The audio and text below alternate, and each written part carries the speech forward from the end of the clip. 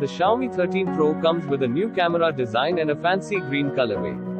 The camera will be versatile and able to take photos in all environments, including a mode to take pictures of the starry night.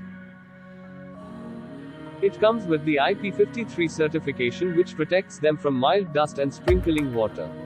The IP68 rating provides much more resistance and safety for the device from water and dust damage. In terms of cameras, the Xiaomi 13 Pro is expected to house a 50-megapixel triple rear camera setup, which includes Sony IMX989 1-inch primary camera sensor and a 32-megapixel front camera.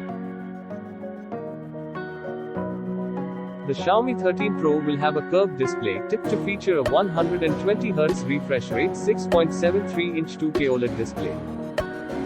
The storage up to 12GB RAM and internal storage could be multiple variant like 128GB, 256GB and 512GB storage. It is powered by the flagship Snapdragon 8 Gen 2 chipset with 4800 mAh battery along with support for 120-watt fast charging.